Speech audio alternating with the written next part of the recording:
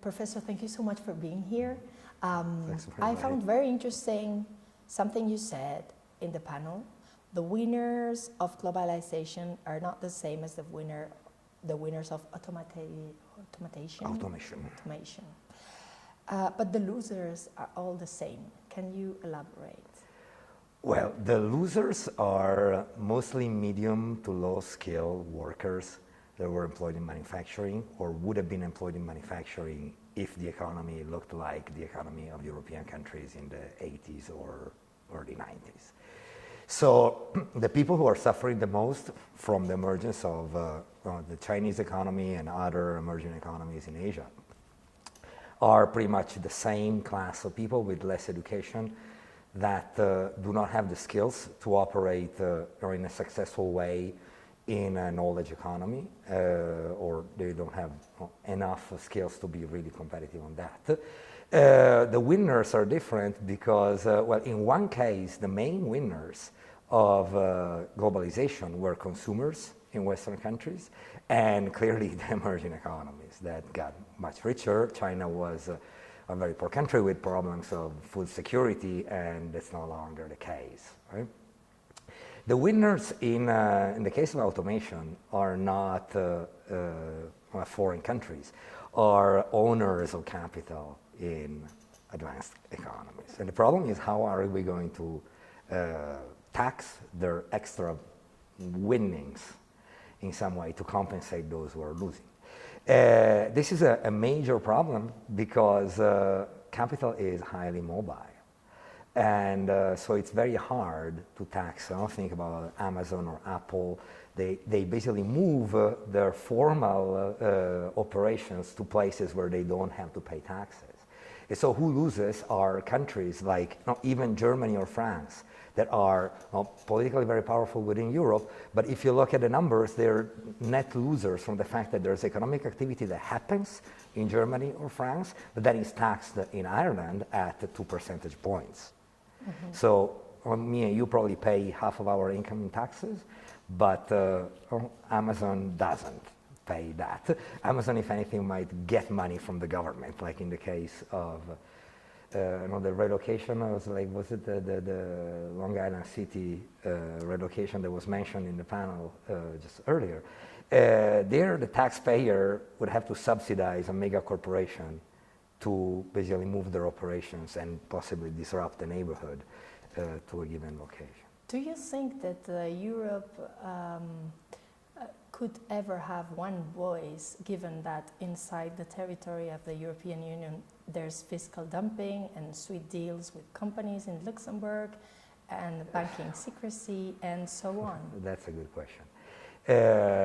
Honestly, I don't know. In the sense that if the way in which economic interests are translated into into policies or political solutions is not that straightforward. So it's obvious that at a certain point a realignment is happening. At a certain point, there's going to be some type of realignment. We don't know the form it's going to take. Clearly, it will become extremely salient. How do we coordinate our fiscal policies? How do we make it to tax also mega corporations at the same rate we're taxing their upper middle class employees, for instance? Whether this is going to become politically feasible or not is not so obvious, especially because the self-interest of a country like, say, Ireland or Luxembourg is not aligned with the interest at a continental level.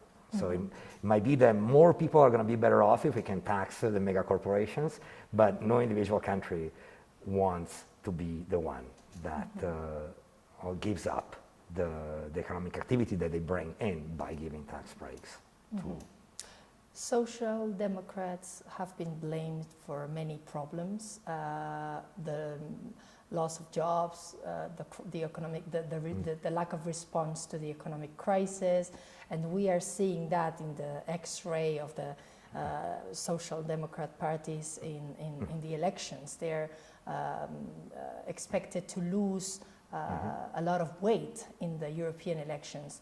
Have they not been able to explain what is happening, the world that we are living in, or others have taken the lead in answering for them and maybe using fake data? Oh, I think that this is a very good question. This is you're the first one that asks this. Now, there's the conventional wisdom, and it's like a kind of simplistic conventional wisdom, is that social democratic parties were neglecting their traditional constituencies, these manufacturing workers, because they were focusing too much on winning more middle-class urban constituencies by proposing more cosmopolitan agendas on, say, women's rights, gay rights, and things like those. So this is a vulgata, but I think it's incorrect. The truth is that social democratic policies became unfeasible because of constraints from the fiscal side. And so the convergence to the center of social democratic parties was not a political decision that was made by the leadership of social democratic parties that said, oh, well, we have to become more centrist because we want to attract those voters. It's simply that they could not propose policies that were basically trying to renovate this embedded liberalism deal of compensating losers from globalization, for instance. They couldn't do it because they didn't have the money to do it. And so Schroeder's reforms were imposed to a large extent by external constraints. It wasn't a decision by one leader that says, oh, well, who cares about factory workers anymore? And so I think that a good part of this is something we have started working on this and trying to understand how much the fiscal constraints that the global economy and the European Union put on governments at the national level actually explain the convergence to the center of traditionally left of center political parties. And by the same logic, does this mean that the European Union will never be able to go more social because there's no fiscal union, there's no unemployment safety net for everyone, there is no real banking union? So if there are different voices and some more liberal voices like Holland or the Swedish, or also the fiscal philosophical problems of Germany for letting it go in some policies.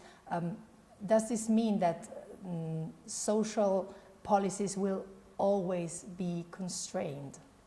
Well, again, that's a good question. It might be that the threat, once elites realize the type of threat we're facing, they might also start pushing for some solution like genuine fiscal policy at the union level.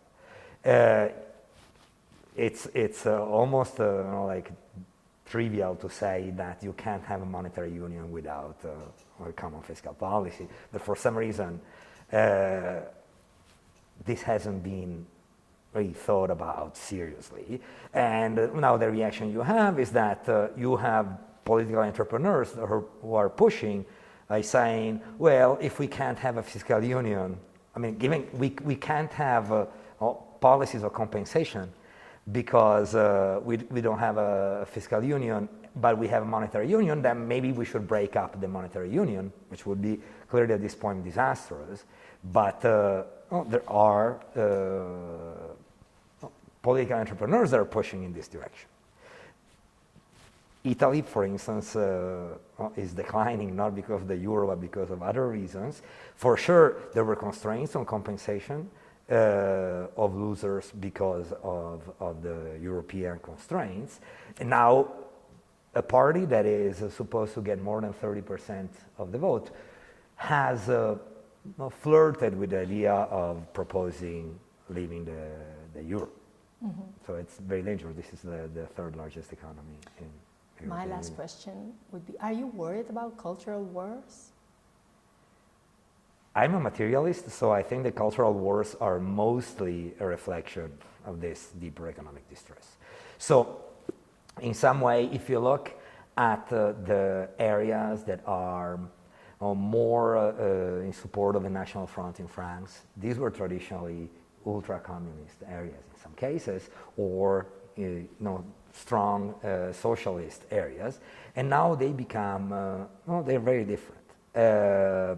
Now, the shape that this political anger is taking is definitely troubling.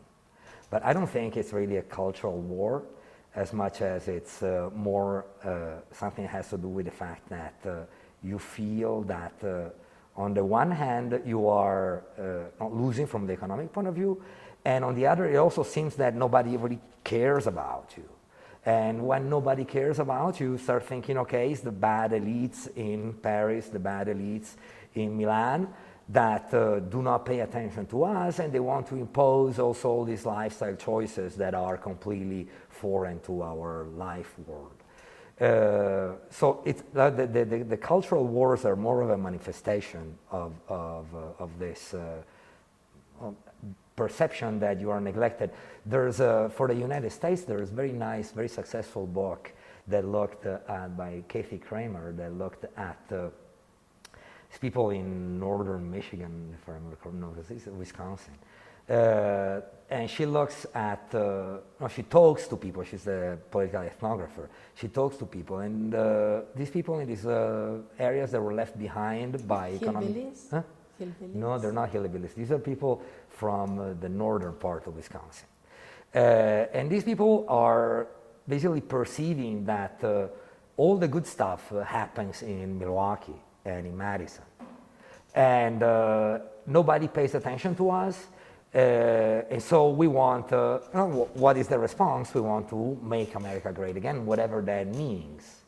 It's not clear, in some cases, like in Europe, it takes, also in the US, it takes a clearly nativist and also racist and authoritarian facet that, again, we find disturbing because it has it hasn't worked very well the last time it was tried, let's say.